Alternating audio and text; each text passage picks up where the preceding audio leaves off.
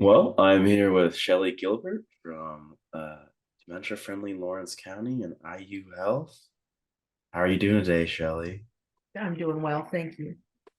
So, talking about Dementia Friendly Lawrence County and how to address the needs of unique individuals throughout the state. I know you deal a lot with rural clients. What's that like?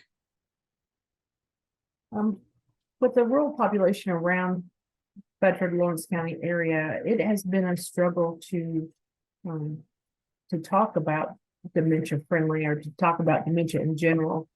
We really kind of had to shift our focus a little bit and talk more about brain health. And we found when we talk about brain health, people are more willing to engage in that conversation. So that has been a big success for us. Yeah, so you know, building off of that, it's like almost advertising it more so as like preventative care. Is that how the Yes, stigma kind of affects certain people? yes, correct.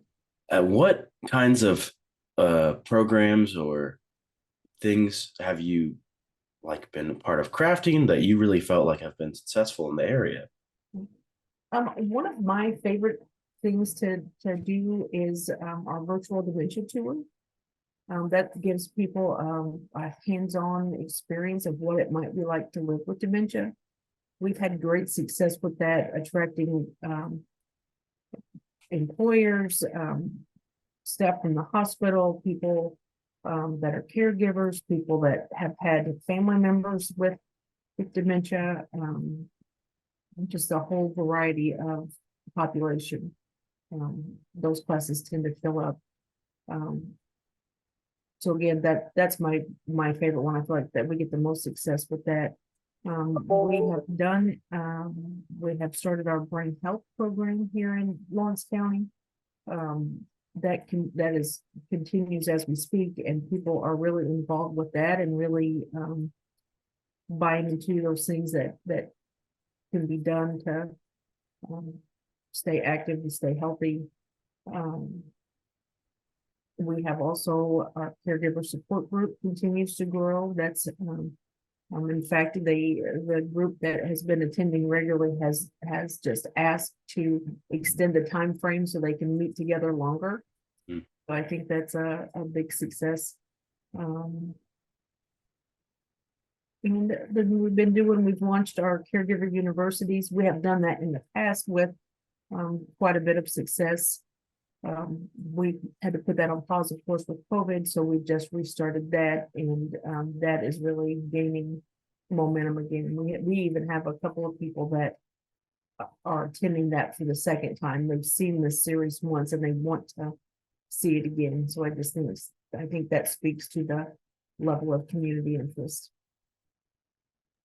Yeah, yeah. And so I know you've been involved in Lawrence County as well as like the creation of Orange County and other things.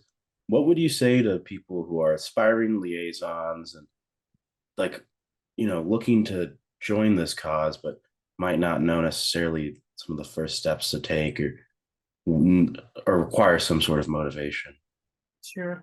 I think the interest is there. I think for us both times, seeing those early stages get formed, just the interest that people show. If you would have asked me prior to, I would have said, there's not very many people that care about brain health or care about dementia. But when we put out requests for action team members, the response actually was overwhelming.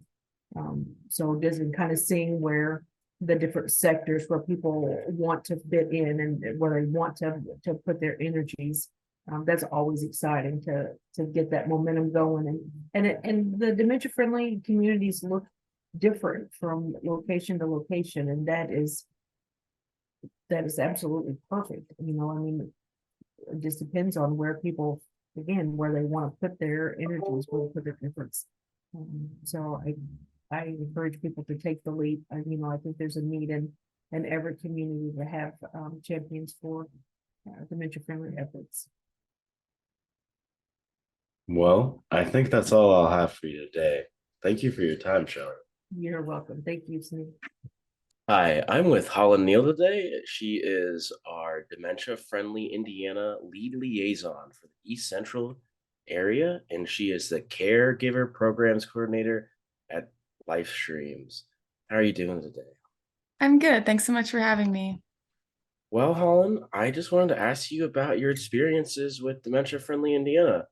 How's it been going? What kinds of things have you been working on? Yeah, it's been great. I started in this role in May of 2022.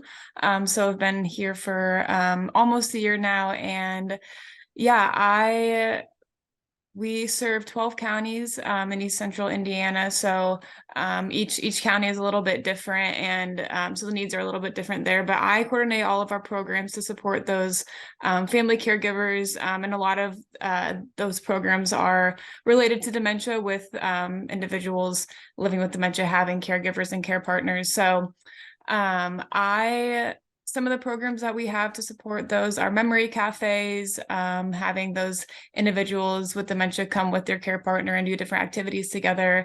Also do as many dementia friend sessions as we can anywhere that will have us, and then just continue to build those partnerships in the community with others who are passionate about this cause to help spread and share, spread the word about dementia friends, dementia friendly, everything that goes into that, and really just try to create a community that is conducive for those living with dementia in all the counties that we serve. Yeah, no, that's great. You mentioned that there's unique needs that are kind of different based off of the different counties you interact with. Can you tell me a bit more about how you maybe have had to, reposition your approach to better suit the needs of a unique community?